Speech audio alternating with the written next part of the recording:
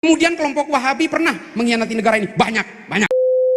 Ini loh, nggak ada Pak organisasi Islam terbesar di dunia, tapi banomnya menjaga gereja, nggak ada. Apakah ini kemudian karena kita mau ngemis-ngemis sama orang Kristen? Bukan, supaya negara ini tetap aman, itu aja intinya. Nah ini loh antiknya NU itu di situ. Yang kedua adalah NU itu selain tidak diajari untuk membenci orang yang berbeda, NU tidak pernah punya daya rekam mengkhianati negaranya sendiri, nggak pernah. Pasca kemerdekaan, baru merdeka Pak, Kartosuwiryo sudah memproklamirkan negara Islam Indonesia di Tasikmalaya. Baru hitungan beberapa bulan sudah mau mengkhianati negaranya sendiri dan mau mengkhianati kesepakatan bersama antara kalangan pejuang dan kalangan ulama. Baru merdeka. Kemudian kelompok Wahabi pernah mengkhianati negara ini, banyak.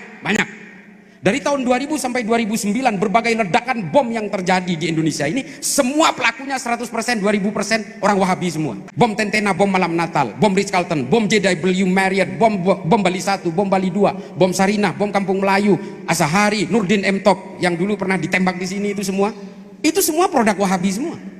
Pengkhianatan mereka. NU zaman Pak Harto, kita itu betul-betul diinjak, diawasi, diintimidasi supaya tidak berkembang. NU zaman Soeharto loh ini. Bahkan ketika ketua umum PBNU itu Gus Dur, dibuat sosok tandingan namanya Abu Hasan dalam muktamar NU di Cipasung di Tasikmalaya. Generasi milenial nggak paham ini. Kenapa? Karena NU ingin betul-betul dikendalikan oleh Pak Harto. Karena Pak Harto takut NU ini kekuatannya besar, takutnya mereka memberontak dan membahayakan kekuasaannya dia. Ini zaman Soeharto. Bahkan ketika Gus Dur diturunkan secara tidak normal pun, ada orang Nahdien yang membanjiri Monas. Gak ada. Orang Nahdien gak ada yang jadi Munaslimin Pak.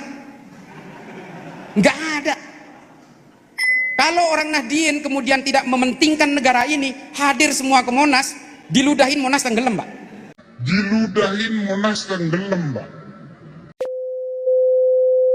Tapi kata Gus Dur apa? Tidak ada jabatan yang bisa dibela, yang harus dibela mati-matian, karena keutuhan negara ini jauh lebih penting. Ini Allah yarham Gus Dur. Nah, NU itu begini Pak, modelnya begitu. Makanya penting sekali buat negara ini, sehingga apa? Semua elemen ideologi yang masuk ke Indonesia itu ingin menghancurkan NU. Karena apa? Mereka ingin menumbangkan Pancasila. Kalau dua pilar utama ini habis tumbang, selesai, mereka akan dengan mudahnya menguasai negara ini. Saya sering cerita di YouTube, paling terakhir. Saya itu adalah salah satu tim penasehat pemerintahan Somalia. Somalia ini bingung Pak, satu negara, Bapak Ibu sekalian, Somalia ini adalah negara di Afrika bagian timur yang dekat dengan Afrika Selatan. Saya sudah pernah ke sana 3 kali. Apa yang membuat mereka keheranan? Bukan keheranan sebenarnya, mereka putus asa. Satu negara ini isinya Wahabi Salafi. Dulu isinya itu kelompok-kelompok Torikoh.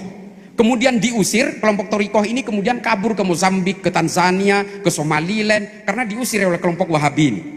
Satu negara ini. Mereka sepakat sama-sama mengharamkan semuanya. Sama ya Wahabi gimana sih? Mengharamkan maulid, mengharamkan ini, mengharamkan itu. Tapi apa Pak? Perangnya nggak selesai-selesai. Setengahnya dikuasai pemberontak, setengahnya dikuasai oleh pemerintah Somalia. Pemberontak ini namanya Al-Shabaab. Mereka kebingungan, sampai akhirnya mengimpor penasehat dari Indonesia.